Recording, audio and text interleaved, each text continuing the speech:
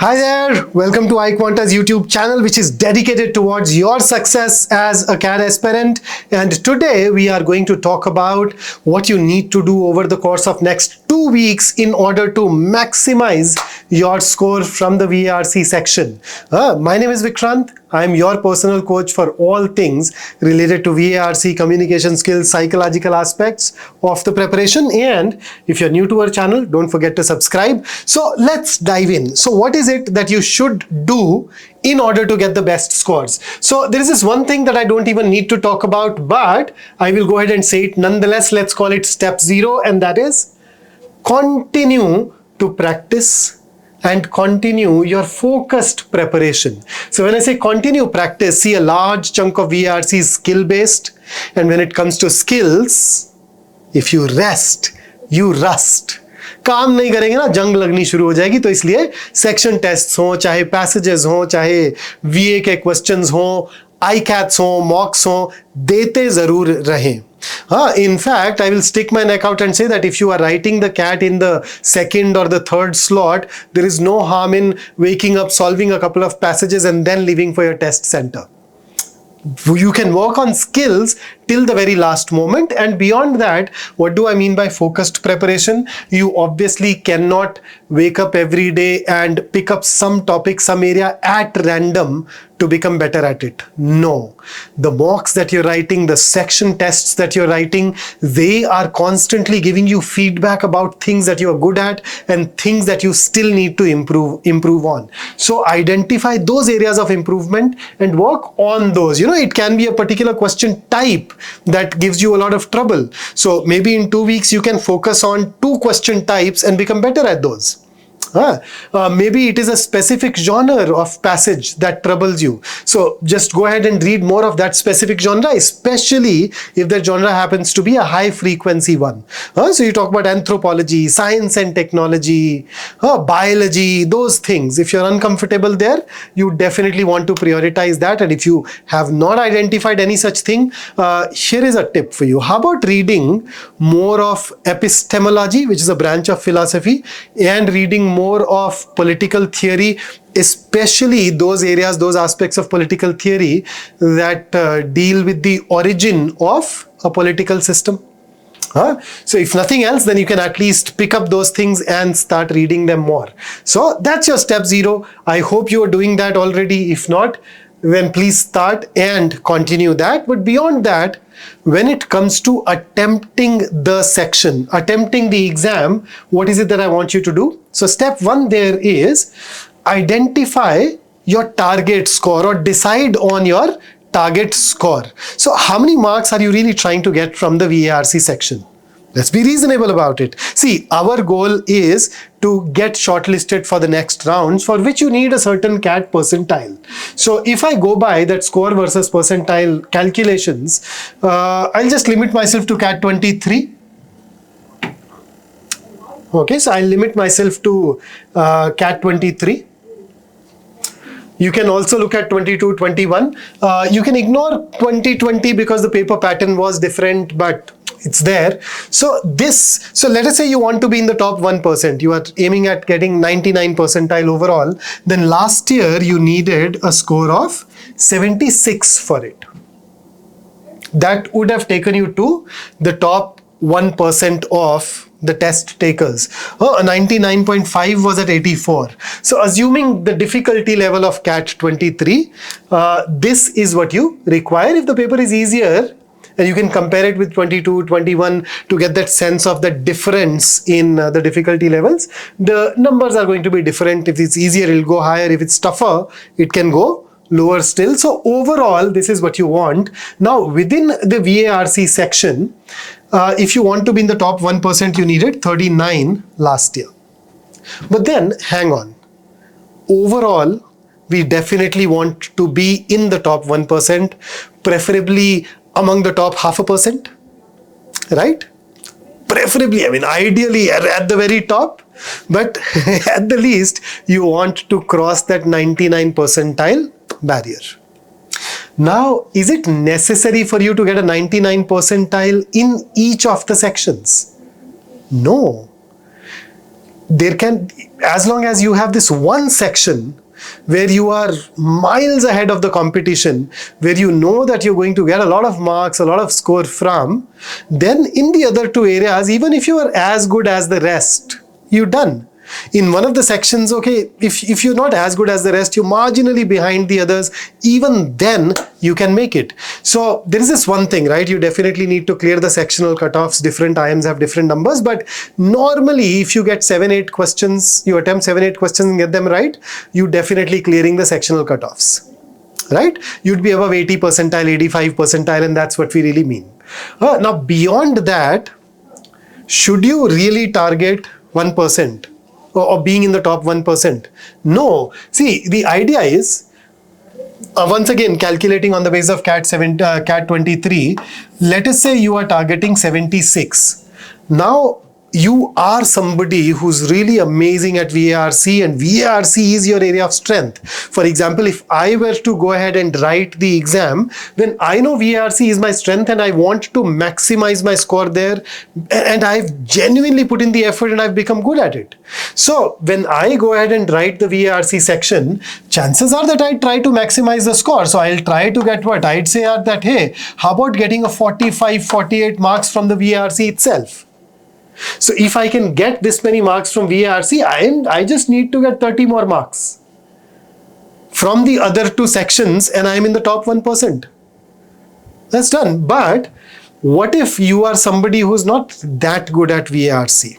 And chances are that you are tuned into this session because you probably are still a little hesitant about VARC. So do you really need to get 45, 48? See, let us say you are somebody, for example, if Raj sir were to write the exam, then I know Raj sir is going to get this score from Quant. So he needs to get 30 marks from the other two areas then. Of course, you need to clear the sectional cutoffs, but beyond that, that's what you're targeting. So identify or figure out your target score in VA, keeping that in mind.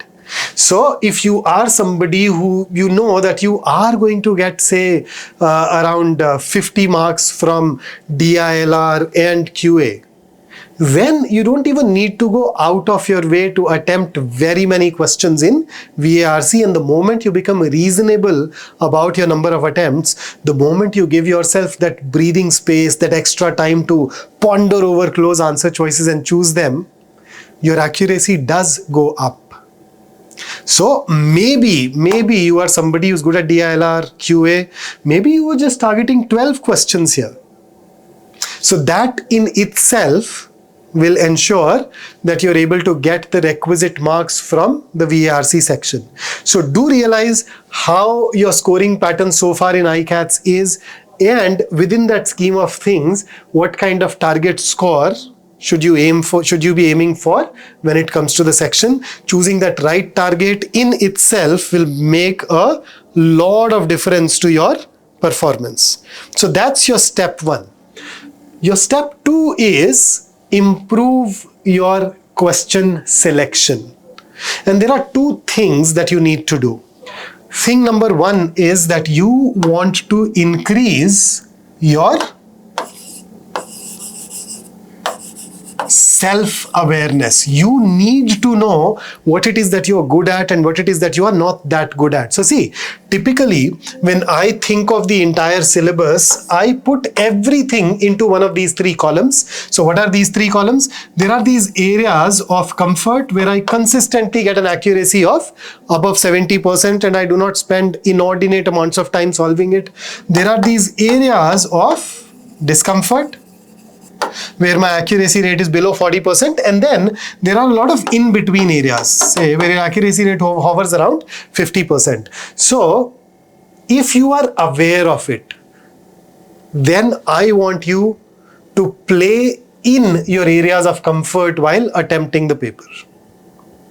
It's only when you've exhausted, it is only when you are done with your areas of comfort that you would look at the rest of the question types. The mistakes that a lot of people make is that they, of course, go ahead and attempt their questions from their areas of comfort. They also end up attempting a lot of questions from this particular column.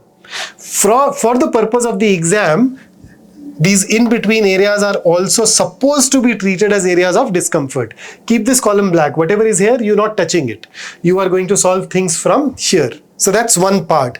Know your strengths, know which question types you're good at, which genres you're good at, what kind of time you spend, and that enhanced self-awareness will help you. And the second thing that I want you to do is, I want you to focus on prioritizing, going from easy to difficult questions. So when I sit down to attempt an ICAT, I scan all the 4 passages. I spent 10 seconds per passage where I try to get a sense of the subject matter and the language, which for me determines the difficulty level. And then I arrive at a priority order. So I don't start reading and solving the very first passage from the word go. Additionally, you can also tinker with your strategies, etc. About how many VA to attempt, how many RC to attempt, depending upon your areas of comfort and your strengths. So do ensure that you spend time on prioritizing the different questions so that you are able to get the maximum score possible given your preparation. And thereafter, step 3 is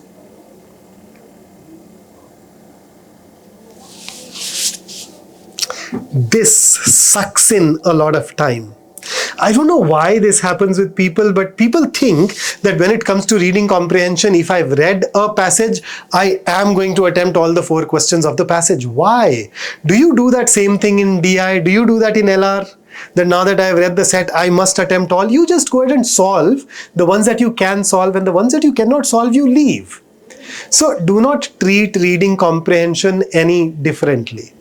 So yes, ideally I would want to attempt all the 4 questions if I've read the passage, but if I cannot, why? So put a hard time limit on every question. So from my perspective, that hard time limit in an RC question is 2 minutes, 120 seconds. So I will normally I'd normally spend not more than 90 seconds, but after 90 seconds, if I think that, hey, a little more effort and I can solve it, I'd be willing to stretch it for 30 more seconds. But if I have spent 120 seconds on the question, I'm still not able to arrive at the answer, I will move on. I will mark it for review and then move on. In case I've eliminated a couple of options, I'm left with a couple of options, I'll jot down those options on my scratch pad and then I'll mark it for review and then I'll move on. And later on, if time permits, come back. If time does not permit, it's okay. A lot of times we fall in love with the questions like, no, I'd be able to do it, हो जाएगा, थोड़ा और सोचते हैं. और वो यार वो सोचने में ना, मतलब 2 मिनट के बाद क्या सोचोगे यार सवाल पे. और सोचना भी है तो isn't it better to get that fresh perspective where you read and come back after a little while? That makes more sense. So do not fall in love with the questions. Do not take it on your ego that no, I must solve it. This is especially true for those of us who are good at VARC. Don't do that. So be wise. Have a cut-off time limit in your mind, after which you will not spend a second more on that question. You'll mark it for review and then move on. And your step 4, the 4th and the last step, is experiment in ICATs to fine-tune your approach. So a question that I get very frequently from people is, sir, how many passages should I attempt? How many VA questions should I attempt? See, it is all very subjective. Ideally, we want to attempt everything. But then we may run out of time before we've attempted all the questions. So what do you do in that case? You work on your strengths. So I'll tell you what I do. I start with para summary. So whenever I start the section, I solve 2 para summaries. I treat that as a warm-up for RCs. So I'll solve the para summary questions. Then I will go to the RC passages. I'll open the PDF, the question paper, and I will compare all the 4 passages. I'll decide on my priority order. Then I will go ahead and attempt 2 passages. Thereafter, I'll take a call. Should I go to VA or should I attempt another passage? So let us say I decide to write or attempt another passage, I'll do that. Then I'll definitely go to VA. I typically go to paragraph odd one out questions, then para jumbles, and then paragraph completion. And then if time permits, I come back and attempt the 4th passage, but I keep the entire approach very flexible. Okay, wherever I see a question which is difficult, which takes a lot of time, I don't hesitate in cutting my losses. I'm not able to answer the question, it's okay. I smile and leave the question and I move on. Move on to something else. And then there are a lot of variables. What if VA is difficult? In that case, I'd rather attempt the 4 RC passages first. What if 2 RC passages are like very challenging? Then I'd rather solve the 2 RC passages which are doable and then spend that time, that effort on VA. What if all the 4 RC passages are challenging? Oh, then I know that the cutoff is going to be very low. Then I'll go ahead, solve the VA question that I can, and then maybe pick and choose 1 or 2 RC passages, solve them. So keep that flexibility in mind. So what works for you, what does not work for you, is you are the best judge of that. And when I say you are the best judge of that, it's actually your performance which is the best judge of that. So why don't you try out those different approaches when solving these mocks and then see what works for you. And even better still, instead of experimenting it for the first time in the iCAT, how about using the VARC section tests that we have provided you? How about experimenting there and then applying it in the iCAT? And then if you go through multiple iCATs, you'd get a sense of, get a hang of what works for you and what does not.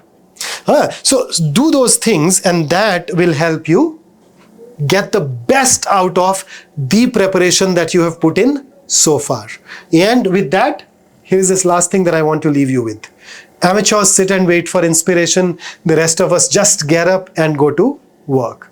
So once the video is over, go ahead. Remember step 0, 1, 2, 3, 4. Start working on these. And I'm sure this mindset, these steps will allow you to get the best out of your preparation when you go ahead and write the exam. All the best. I'll see you in the next one. Take care.